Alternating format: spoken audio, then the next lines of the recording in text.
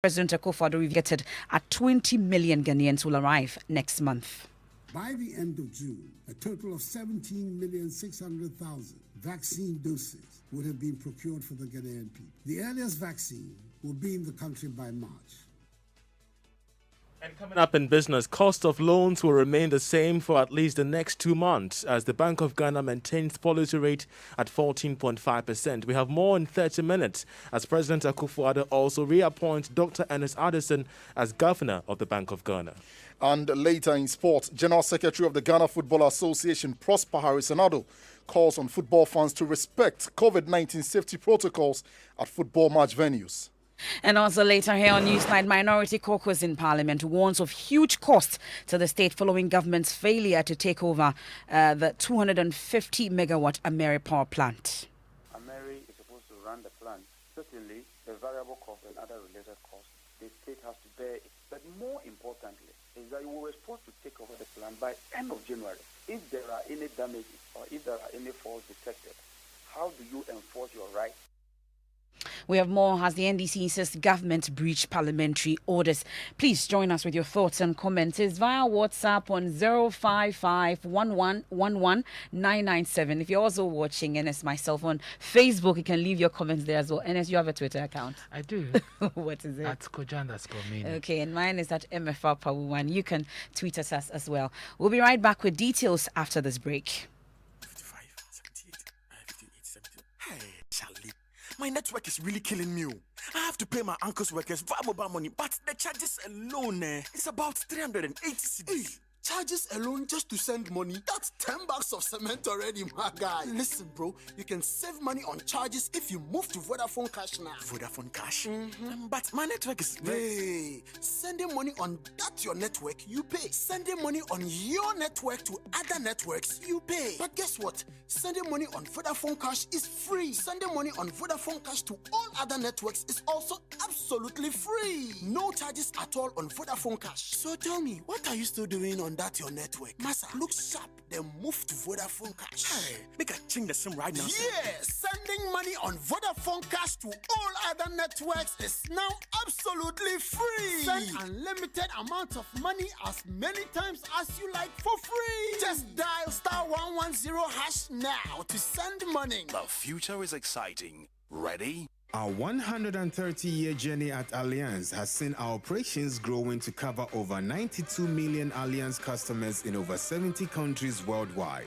Allianz Life Insurance Ghana, a subsidiary of Allianz Group, has put together a wide range of insurance packages to suit the pockets of every Ghanaian individual, family, group, corporate body, as well as their employees. Kindly call us on 030-2267-892 or 059-144-9686 or visit our website www.allianz-gh.com for more enquiries. Allianz Life, we secure your future. Thank you very much for staying with us here on Newsnight on Joy 99.7 FM. And tonight we begin from Tamale on education because teachers in basic schools in Tamale in the northern region are refusing to teach in protest of an assault on 3 of their colleagues. 3 head teachers were assaulted last week by some community members in Yinahini in the Tamale metropolis. But addressing the media when they presented a petition to the Tamale Metro Education Directorate in Tamale, spokesperson for the Conference of Heads of Basic Schools, Bismarck Ampoma, said the teachers will not return to work until perpetrators are brought to book. That's more in the following report. Then let's do some internal reshuffling so that we will see where the next challenge will come from. So they decided that any teacher who have been in a school for more than 10 years must be moved to a new school where his services are needed. In the Dunuani JHS, it's not left out. Or about 11 teachers who have been in the school. Some are 19 years in the school, some are 16 years, 17 years, 15 years. The list is 11 years. So their transfer has been effected. And we believe that these teachers are resisting these transfers. And as they are resisting these transfers, They are the same people because they have been long in such schools. They liaise with the community, and on the basis, as they cannot come out openly to, cause such harm, they have influenced the community to come in because the mindset is that it is the head teacher who is causing the transfer. It is the teachers, the head teacher, who had effected their transfer from the school, which they resist. This is our belief, because several of we, the head teachers, at various schools have received such threats by teachers who are resisting transfers. Are you getting that? So we believe that it is as a result of this that this heinous crime becomes unraveled. And so that is rather the head of basic schools, Bismarck Ampoma, speaking there at a news conference. Martina Bugri, our correspondent, has been following the story. She joins us on the line. Martina, give us some more detail on what the situation is at various schools following this boycott. Now, the boycott started on the 29th, and it wasn't that serious. But today, the situation was different. Most students who went to school had to return home because their teachers were not at post. They had all massed up at the St. Paul's primary and junior high school, and then they moved to the Metro Assembly where they presented their petition. Now, if you went through all the schools in the metropolis, you'll find children either playing around or those who wanted to go back home were on their way home. And so basically today there was no school for anybody who went to study. And Martina, tell us how many schools have been affected as far as this boycott is concerned. It's the entire Tamale Metro, and we have several schools in the metropolis. So you can imagine all the schools in the metropolis, none had school today. So they presented a petition today to the Education Directorate. Who received it, and what was the response? He pleaded with them to go back to class whilst they try to resolve the issues. He said he set up a committee to do an investigation. He's also met with the chief of the community, which is the Nyone community, and the chief has promised that they would help them with the investigations so that they will get to the bottom of the matter. I'm wondering what the students themselves make of this boycott. If you've been interacting with them, what have they been telling you? I spoke to some of the children in the Nyone primary school where it was alleged that the head teacher was selling PEs, and the students said they were not aware of anything like that. And so they think that it is something that people just brought up to create problems for them. But they are not aware that they also heard it from a different school and not even their school. And so, but they think that this is going to affect them because they've been home for a long time, and there was the opportunity for them to begin classes, and then this one. So they do not know when they are going back to school, but they were pleading that the authorities listen to them, arrest those who probably they think are at fault, and then ensure that the teachers come back to school so that they can learn. Well, thank you very much, Martina. Interesting, but let's bring in the Metro Director for Tamale in charge of the Ghana Education Service, Mr. Ametus B. Tugu. Thank you very much for your time here on Newsnight. So 3 head teachers assaulted just last week, and I'm told by our reporter that there's some form of investigation underway into this particular issue. What did your preliminary findings reveal? Hello, Ms. Ametus Bitugu. Hello. So I'm asking about your preliminary findings. We are told that 3 head teachers have been assaulted in Nyohini in the Tamale metropolis. I'm sure it's been brought to your attention. What have you been finding out in terms of this particular issue? Yeah, thank you very much for the question. I have set in a committee to investigate and then report back to me. The committee is to submit its report tomorrow. So I haven't yet had the report yet. But I'm sure that you're very interested in this issue, because for 3 head teachers to be assaulted by community members, do we know what exactly might have, necessitated this assault on these 3 head teachers? Thank you very much. I'm highly interested in this case in the sense that these were head teachers who had their secute head teachers meeting. And just shortly after the meeting was over, a group of 6 mature men stormed the place and assaulted them. Regarding what the reasons are, that is why the committee has been set in to investigate and report back to my outfit. Once they have not yet reported what their findings are, I cannot talk much on it. But from the hand side, I think I'm hearing them talking about the head teacher not allowing them to use the classrooms, and that he was the one who submitted names of teachers who have overstayed at their present station to be transferred. And that is why I don't know whether these are the genuine reasons for which they are behaving that way. I cannot tell. I'm only waiting for the report to be given to me so that I will know exactly what the causes are, what the reasons are, so that we'll get to the bottom of the problem. Well, but whilst we wait for that report, they boycotted schools, and the children or the pupils are at the end of this. They're bearing the brunt for the actions of these teachers. Is there any interim measure in place for these children? Yes, this morning the COPS executives presented a communique to me. I've received the communique and I've assured them that I will get to the bottom of their demands. But then I have appealed and pleaded with them to go back to the classroom for us to be able to look into the matter and get to the bottom of it. They have agreed and said they were going to get back to me. They have not yet. I'm waiting. Probably, I hope this evening, probably they will get back to me regarding the appeal that I've made to them to get back to the classroom. Indeed, I did mention to them that they should understand that the children have been at home for quite a long time now.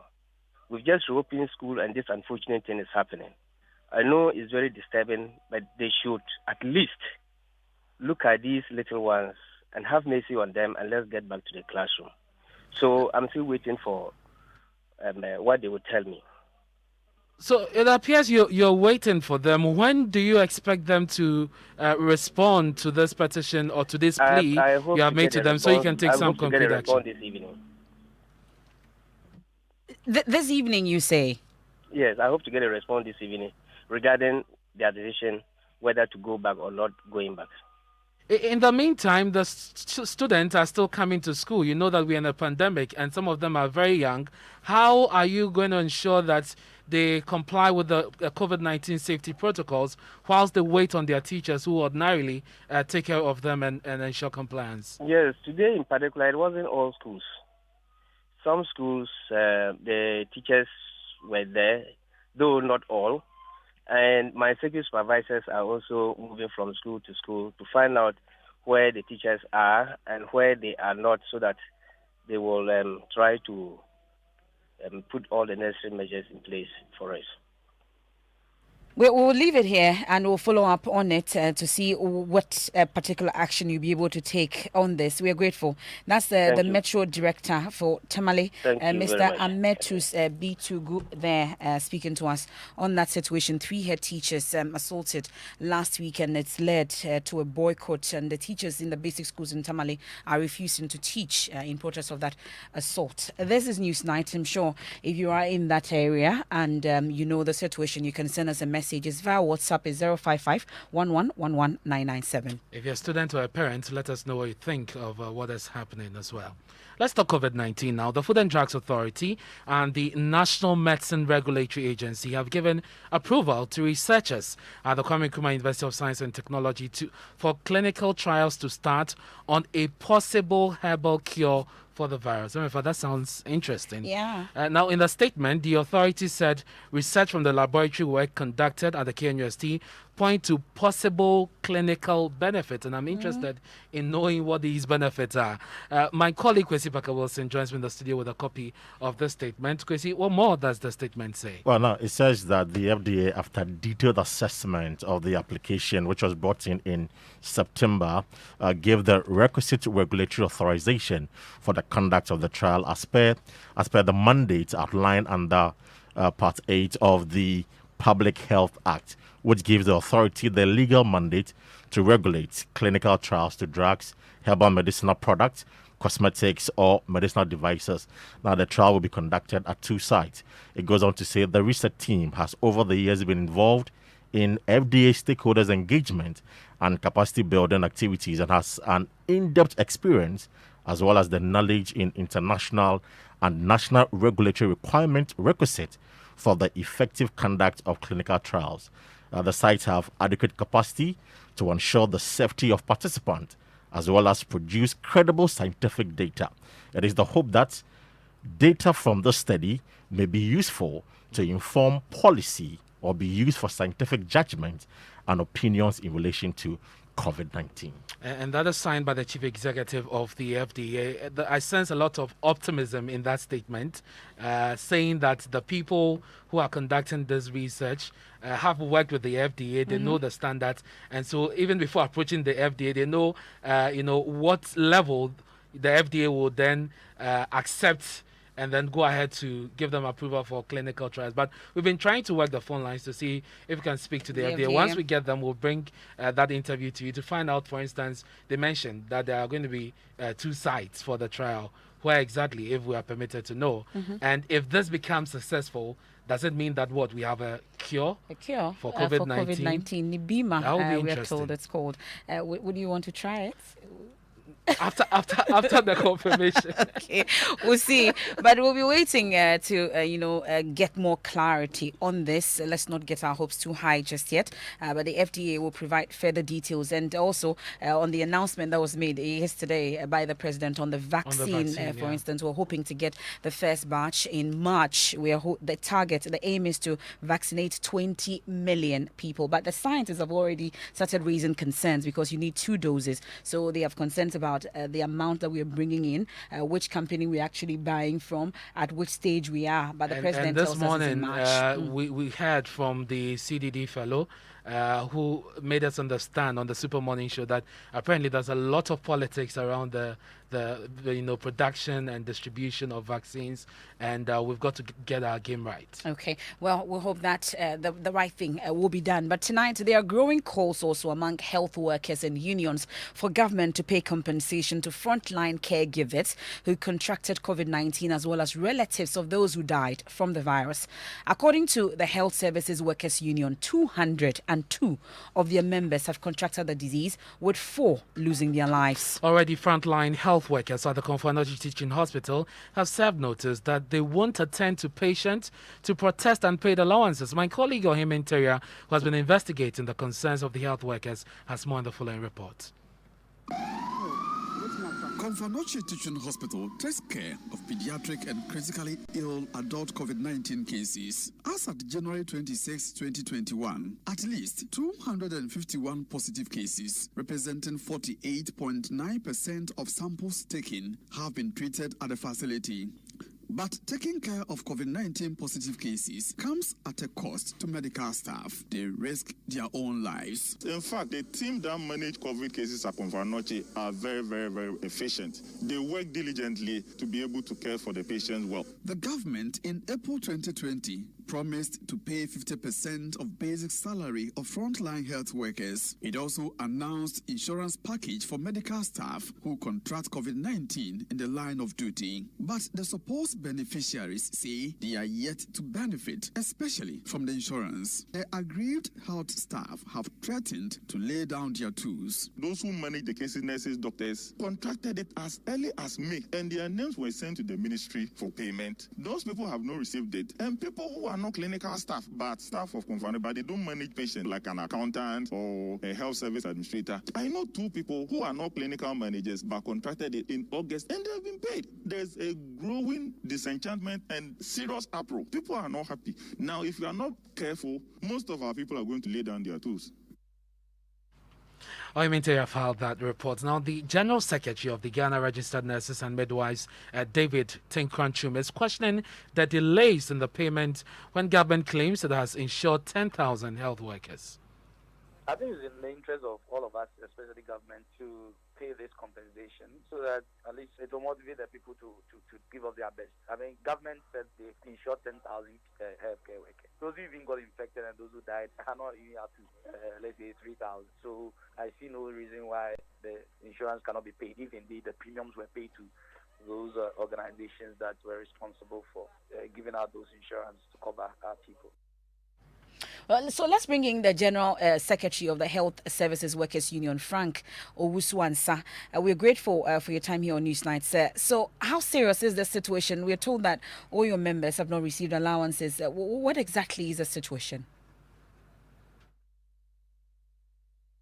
In the morning, we are following up at the ministry to know how the situation is looking like. This afternoon, my checks indicate that our members need not to apply, but their facilities need to put their names on the claim form. It is also clear that the ministry, the names that the facilities sent to the ministry, they have edited the list, and we don't know the criteria for which they have edited the list and have paid what they claim they have paid. Up to this evening, I can still say that my members, none of them have reported to the union that they have been paid. But we learned that the criteria is that even if you are a health worker and you have contracted the disease, but you are not classified as a frontline worker, you will not receive anything. We are waiting for the official communication, and we will act appropriately. Thank you. But I'm sure you've communicated this in terms of the clarity to who actually qualifies for all the packages. What exactly has been what has been the response from government or the authorities on this particular concern that you raise? Yes. You know the definition of frontline health workers, the union has contested, but still the ministry says it is its prerogative, which shows that most of our members who have contracted the disease, who did not come from treatment centers or holding centers, who have not been classified as frontline health workers, would not receive anything. But it's always been the case that you must be a frontline health worker to benefit, and you have known what the definition has been. Is that your case that your members, all of them, qualify? I am not in a position to define who a frontline health worker is, but by the definition of the ministry, it says that the ministry will have to clarify you as a frontline health worker before you can benefit from such a package. But my question is, if I work in a hospital, which has not been clarified as a treatment center or a holding center, does it mean that I am not entitled to anything when in line of my duty, I have contracted the disease? This is the problem of the union. We have our members scattered all over the hospitals and other health facilities. What does it mean to a health worker who works in, say, a cheap compound? Somebody who has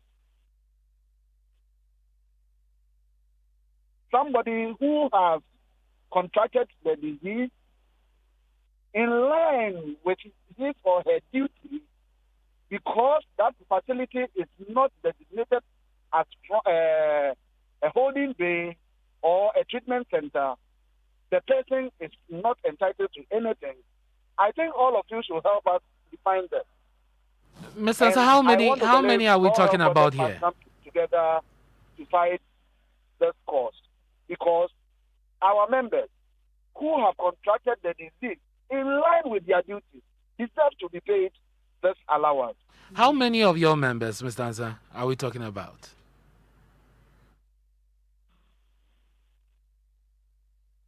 Hello, Mr. Ansah, can you hear me? Yes, now I can hear you. Yes, I'm talking about the numbers. How many are we talking about? My update from my union says that over 200 members have contacted the disease.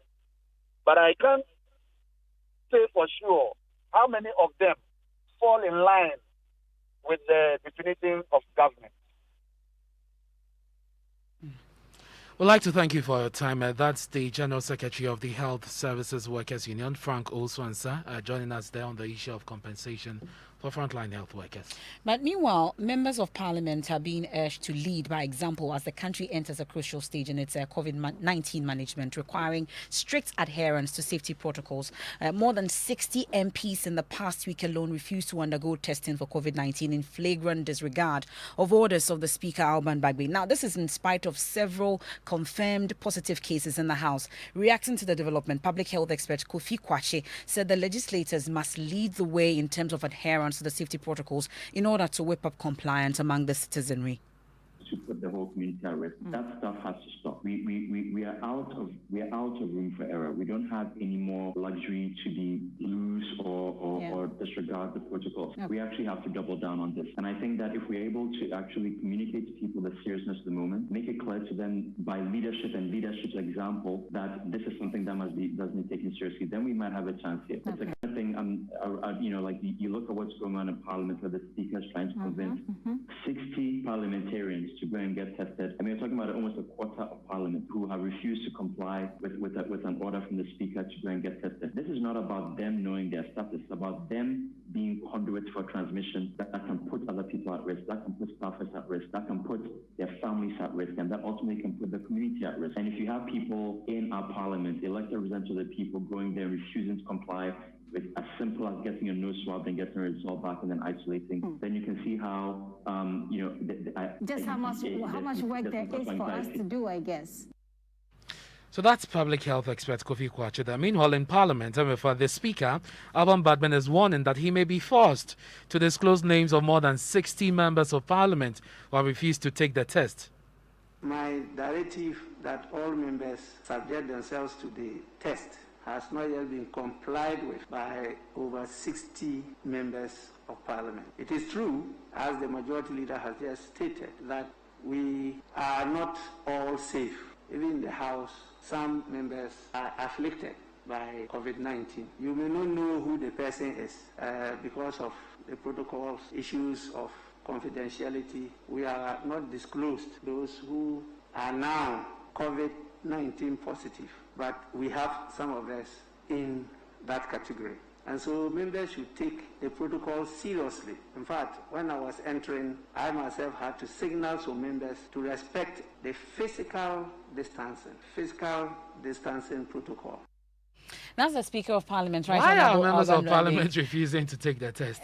It's just like Lewis, I can't think far on this one. Just when you're told that you're a contact, it gives you some kind of chills and all. It's difficult to take the test, I should say. But yesterday, the President announced new restrictions, the reintroduction of restrictions following the surge in our cases. We are over 5,000 active cases now and 416 deaths. That's at the last count when the President gave that address last night. But there are concerns about how come, for instance, the church is not closed, but you can have funerals and you can't have funerals and you can't have weddings. So does it mean that you can still take the same numbers to the church, have the 2 hours of service, and then take your vows, and but there will be no receptions and all. Conferences are allowed, but beaches are operating. People are raising all those concerns and as to, but then there's also the issue about transportation. Of course, and then also the markets, because the scientists on the probe last night had cause to raise it. But let's bring in Presidential Advisor on Health, Dr. Anthony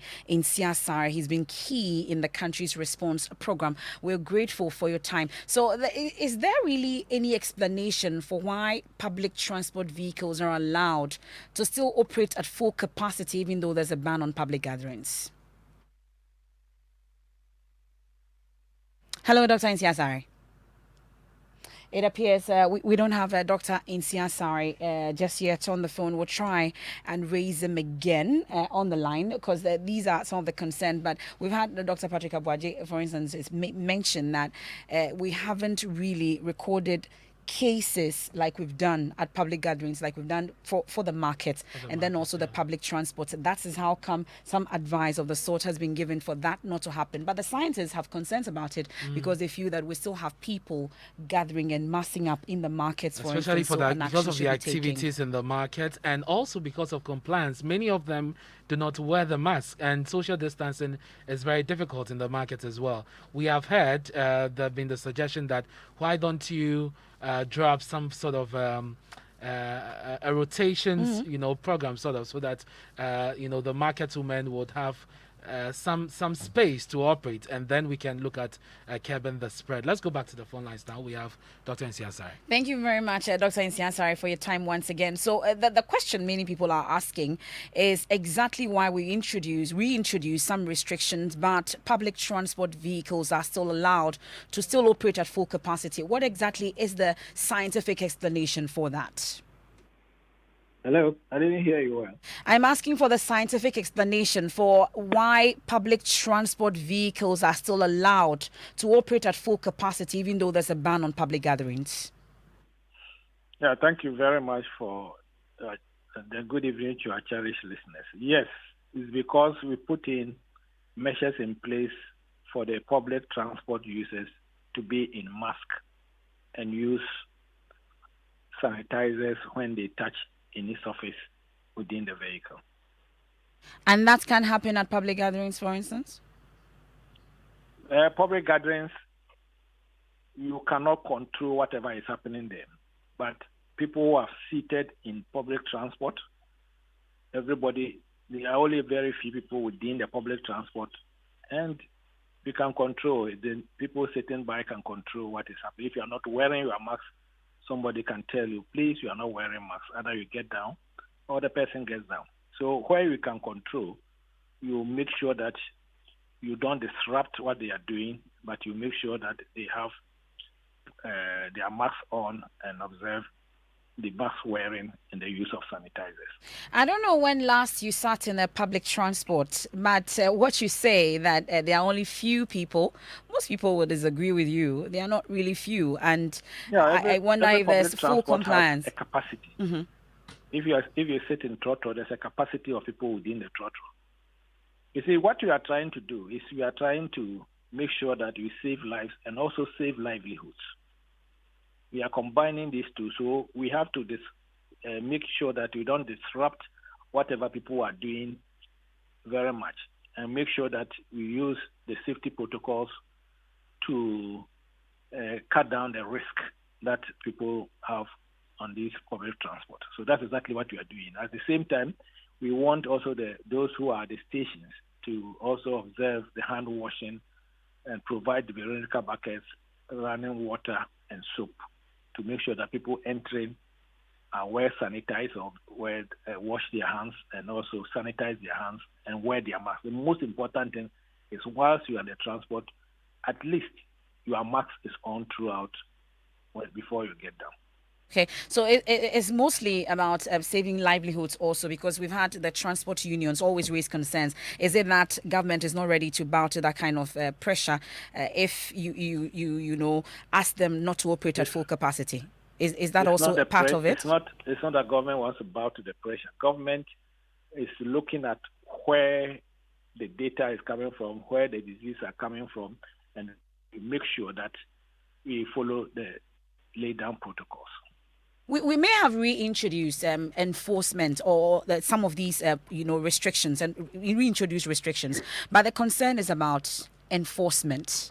Are we doing anything extra in terms of ensuring that these beaches remain closed? Because we've seen videos, at least our reporters have been there, even though they were not supposed to be operating, they were operating.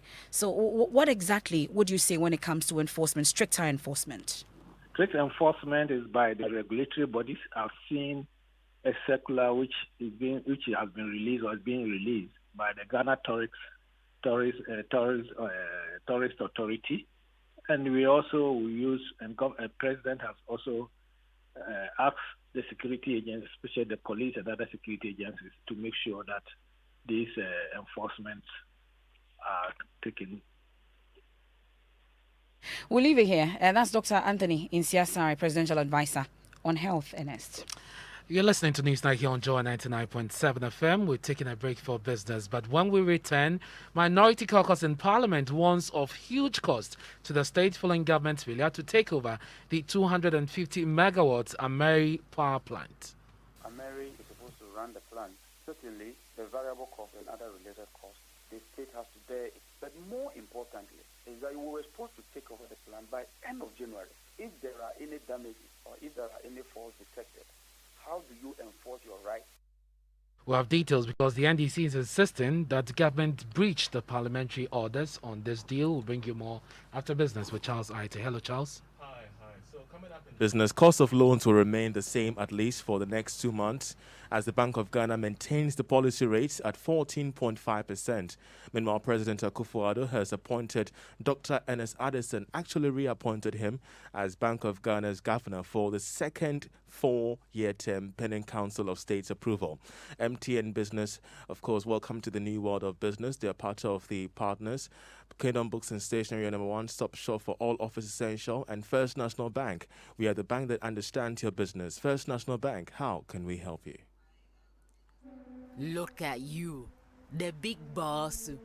You know they here. You know they fear who? Until somebody says, I will tell your mother. That's why we say wear a mask or else. We will call your mother. Hey, why are you disgracing me? Why your mask? Wear it for her. Wear it for me everywhere you go. MTN. Our 130-year journey at Allianz has seen our operations growing to cover over 92 million Allianz customers in over 70 countries worldwide. Allianz Life Insurance Ghana, a subsidiary of Allianz Group, has put together a wide range of insurance packages to suit the pockets of every Ghanaian individual, family, group, corporate body, as well as their employees. Kindly call us on 030-2267-892 or 059-144-9686 or visit our website www.allianz-gh.com for more enquiries. Allianz Life, we secure your future.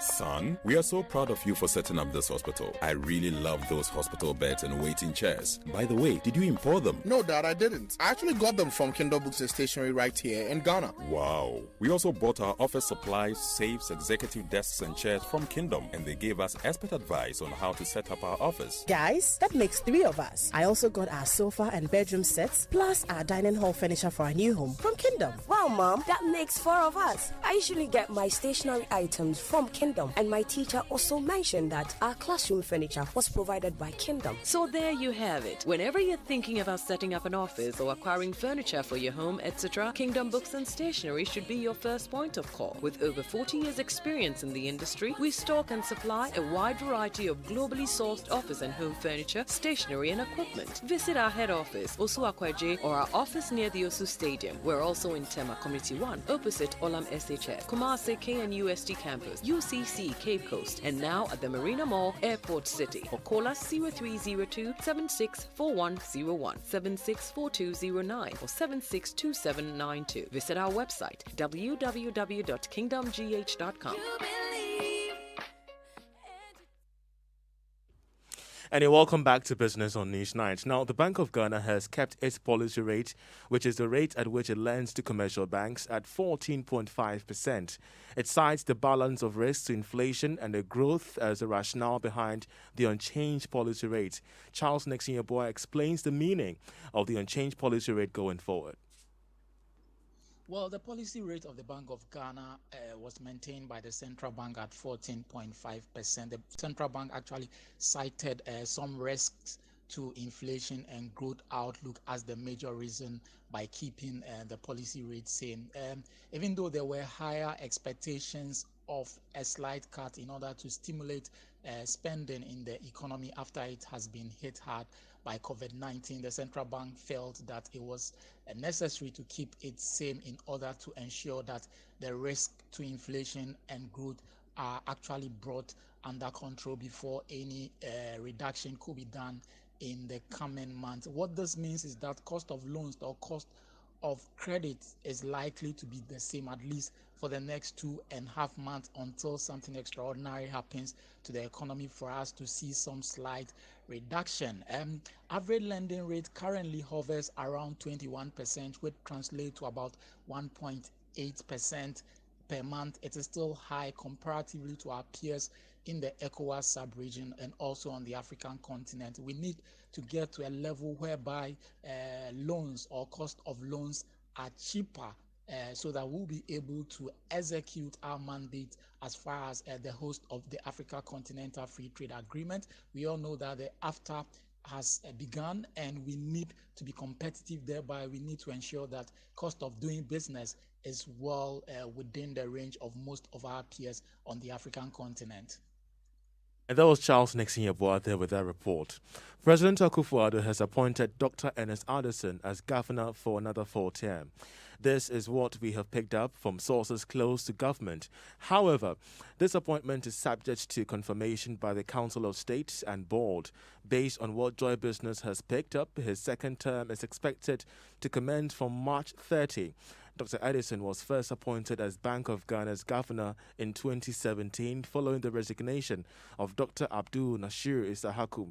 Dr. Addison's first term in office saw massive reforms which saw to the transformation of the banking sector through their cleanup subsequently. Away from that, Ghana records trade surplus of 2 billion cedis for last year. Despite the impacts of COVID-19 on global economies, Ghana recorded a trade surplus of $2 billion in 2020. That's according to data from the Bank of Ghana, of which we have more in this report. This was equivalent to 3% of gross domestic product. That is total value of goods and services produced in an economy within a period. According to the Bank of Ghana's January summary of economic and financial data, total exports was estimated at $14.45 billion, whilst total imports was $12.43 billion. But comparing it to 2019, the country's trade balance was slightly higher at $2.2 billion. Though coronavirus pandemic had led to partial lockdowns and restrictions in most countries, the nation benefited from diversified exports last year as gold, oil and cocoa raked in more revenue for the country. It subsequently impacted positively on the economy. For instance, gold and cocoa profited immensely from increased prices on the international market. Gold was the biggest export earner, bringing in more revenue of $6.7 billion, representing about 47% of total exports. Again, gold price shot up by 25.4% last year to reach $1,860.7 per ounce. Albeit for business on Newsnight. Many thanks to you, Charles, for bringing us the latest in the world of business. And you've been sending us your comment of our WhatsApp console 05511119997. Some of you have been dropping it on Facebook as well. Emefa has got some of your messages on WhatsApp. Yeah, this one from Joseph Ajiman, Community 9. He's been talking about the stories that we've been covering from Top Story, the election petition hearing. It says, why don't the NDC accept that they don't have a case so that Ghanaians and the court will have our peace of mind? Musa Inima says the election is not about what figure PNC, NDP or NDC collated, but what figures has the EC collated. We want to know. We have one also that says, why should the parliamentarians who are supposed to be role models in society be refusing to be tested for COVID-19? And Otuo Inabeka says, seriously, Dr. Insia Sari didn't have answers. It is these poor explanations that are urging non-compliance. Leadership is cause and any other thing is effect. I've seen some messages also commenting on the abuse or the assault on teachers. I would get that shortly, some of the messages that you've sent. Okay, so this one also says, the explanation in response to the public transportation is not tenable. Government should come again. Yao in Achimota sent that one in. And this one also says, Abdulaziz Nindo Katochi in Tema says the attack on teachers in Ghana has become a norm and this must be condemned and made a criminal act. Teachers are needed in our daily lives to help us develop our potentials. And if the only way to praise them is to denigrate and underrate them, then it is unfortunate. Abdulaziz, thank you so much Very for that unfortunate. message. I agree with Abdulaziz on that one. We don't need that. And especially when we don't have many of them, actually. You don't have enough in the system. So let's talk about Ameri now. The minority in parliament has projected that Ghana will incur huge costs for failing to take over management of the Ameri power plants. The terms of the renegotiated Ameri deal approved by parliament directed government to take over ownership from February 2021, which starts today. Today is the 1st of February. Now, former Deputy Power Minister under the Mahama administration, John Jinapor, says government is yet to put in place the necessary protocols for a takeover. That's not all. He also alleges that government has rather extended the deal, insisting it's a breach of the agreement that was ratified by Parliament. Let's go to the phone lines now. John Jinapor joins us. Thank you, Mr. Jinapor, for your time here on Newsnight. So first of all, what does the date say? February 1 specifically? Yes, because by 31st January, the state, that is Ghana through VRA, should have assumed operatorship of the plant. What it means is that the daily operation, maintenance, and production of power would have moved from the hands of Ameri to the Republic of Ghana. And then within the year, actual title in terms of ownership would have been transferred to the Republic. What the state ought to have done all these years was to just appoint an independent auditor. Because when you are taking over a plant or machinery, the operator, that's Ameri, ought to keep the plant in a certain good shape. And so the only way to verify that will be for an independent auditor to assess the plant and then certify that, yes, the plant is in good shape. Then the state will take over, following which will pay the remainder of the amount. But the state, through the Ministry of Energy, through a letter signed by the Chief Director, has written to Ameri, indicating that they would rather wish to extend the taking over of the plant to the month of April ending, which means that February, March, and April, 3 more months, that's like a quarter extension. But that is not what the actual agreement stipulates. Certainly, this has to come at a cost. It also changes the whole agreement, because if you were to take over by the end of January and there were problems, Ameri will be held responsible. Now that through your own defaults and through your own making, you've not been able to take over the plant. By April, if there are challenges with the plant, who do you hold responsible? Also the cost implication. The state would have to pay for that period. And so it's unfortunate that we find ourselves in this situation. And I'm wondering where the breaches come in, because if government is not ready to take over, remember that as we speak, we don't have a minister in charge of energy. There's that challenge as well. And so if government is not ready to take over properly and they would want some more time, where is the injury, and how does it breach any rule or law? But even without the minister, government has written to Ameri to ask for an extension. So certainly somebody is available to take that kind of decision. Moreover, we knew way ahead that we were supposed to prepare and take over the plant. And they were supposed to run it for that period. That is to say, about 5 years, end it and hand over. Now, within 5 years, the plant ought to be in a certain state. If you fail to take over the plant by the end of that period, and there's an extension, and eventually there are challenges with the plant, Ameri can then turn around and say that you should have taken over earlier, and that if you had taken over, those challenges wouldn't have occurred. You talk about cost. You talk about cost. Help us understand the cost that the country would have to incur because of this extension. There's a variable cost. That is the maintenance cost. Those managing it would have to pay, because Ameri is also contracted the services of an operator.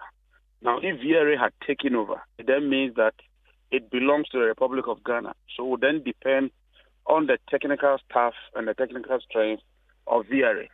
So certainly, variable cost comes at the end of the month, and it's difficult to estimate a variable cost because it's cost per unit.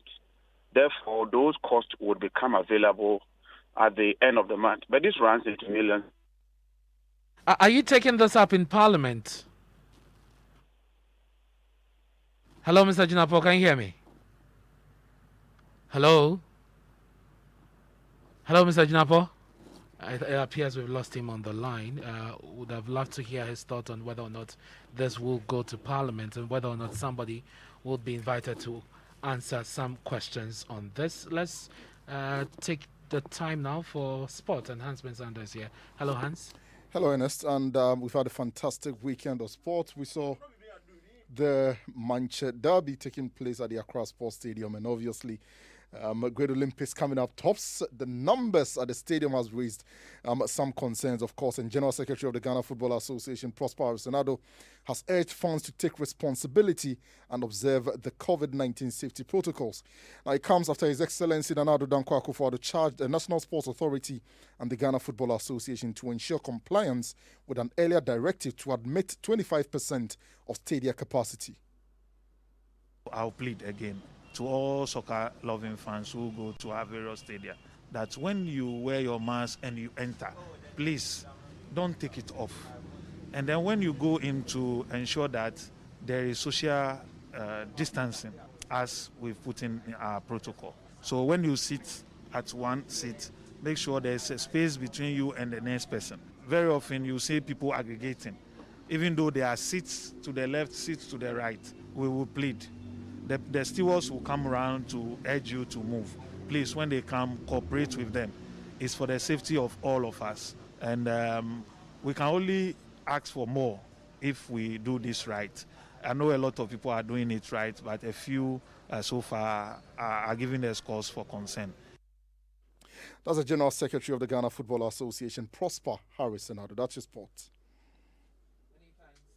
Hans Mensando for bringing us the latest in the world of sports. And the health minister designate Kweku Achiman Manu will be the first nominee of President Akufo-Addo to be vetted by Parliament Appointment Committee when the committee begins the work next week. And obviously because of the COVID-19 pandemic, we understand that is why this has become necessary. Let's hear from the vice chairperson of the committee, Aaron Idrisu. The Appointments Committee have met, and we are requesting for public memoranda in respect of all the president's appointees to the various ministerial positions. We are expected to commence vetting or scrutiny of the present ministers on the 10th of February. Priority will be given, I have not had time to brief the majority leader, priority will be given to some ministers, particularly health, because of the COVID situation in the country. And probably he would be the first minister to be considered by our committee, followed by those other ministers of national security and finance. So that's the ranking actually on the committee, the appointments committee. Haruna Idrisu speaking to us. Then I look forward to the vetting. I so look forward to it. Which particular minister designates vetting are you looking forward to? All of them. Okay. I think it will be interesting. Okay. Especially because they are coming in with many of them with a record now, and so you can vet them based on what they have done, and going forward, what you expect them to do. Okay. We'll be looking out for it and see how it goes. But talking about COVID-related issues, he adhered to all the COVID-19 safety protocols until he attended his granddaughter's birthday party and had to take off his mask to eat whilst talking with other friends who had gathered for that event. Some days later, he became infected with the coronavirus and had to be admitted. His wife and son were also infected. That's the story of a professor of medicine and vice president of the Accra College of Medicine, Reverend Professor Adukwe Hesse. He's been admonishing Ghanaians to adhere to the COVID-19 protocols.